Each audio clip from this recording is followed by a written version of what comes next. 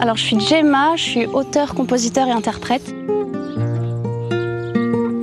On s'embrasse, on met nos doigts dans... Là on est à l'étang du Gol et c'est un endroit où j'aime beaucoup venir pour me ressourcer un peu. Parce que je trouve que c'est calme, c'est beau, c'est apaisant. Et ça me fait du bien de venir ici pour jouer des chansons. Moi sur ton dos, je me demandais si c'est l'été ou l'hiver. Le soleil brille, la lune se couche, le sang circule dans nos veines. Cette chanson, je l'aime beaucoup parce que je trouve qu'elle a des petits airs de comptine, on dirait une petite berceuse. Et un peu à l'image de l'endroit où on est aujourd'hui, j'ai l'impression qu'elle ramène un peu l'émerveillement qu'on a quand on est enfant. Et j'aime bien, elle me fait du bien en fait cette chanson, je trouve qu'elle est douce et ouais, qu'elle nous réinvite à trouver notre âme d'enfant. Cet album il parle de moi, mais il parle aussi de, je pense, revenir à la simplicité des choses. Ça parle de mes émotions, de mes sensations, de mes souvenirs, de mes peurs, de mes joies, de mes tristesses. Et je pense que ce côté authentique, on le retrouve aussi chez les enfants en fait finalement. Leur spontanéité, le fait qu'ils ne se cachent pas derrière des masques ou des codes sociaux. Et ben, je pense que dans cet album-là, on peut retrouver justement cette authenticité de l'enfance.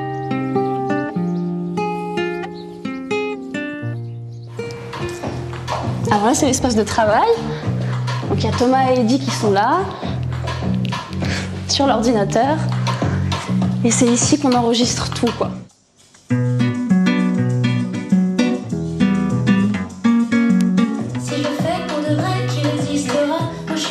On voulait faire un petit truc un peu bossa nova, donc j'ai trouvé une petite boucle d'accords et là on l'enregistre sur Ableton et on essaye de trouver des mélodies, des rythmes qui pourraient faire que ça pète. T'aimer de tout mon cœur jusqu'à ce qu'il meure, je le ferai si j'ai le temps.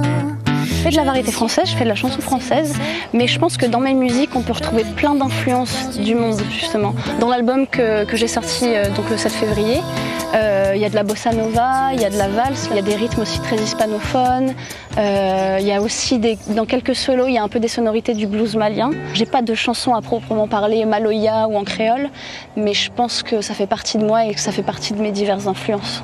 Et j'ai notamment fait partie d'un groupe de maloya, Nicole Bassonville, qui est un groupe qui s'appelle Nini Écrase la Cour. Et pendant des années, j'ai fait ses chœurs. J'ai joué du piqueur aussi. Les gorges étaient rouges, on les aimait bien.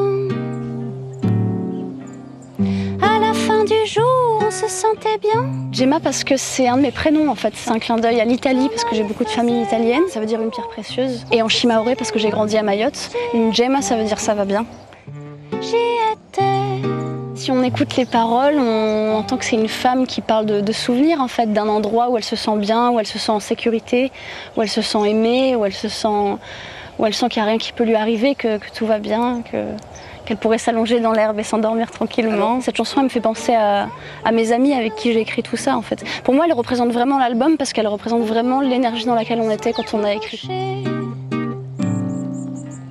Sans craindre la nuit ni l'ombre cachée.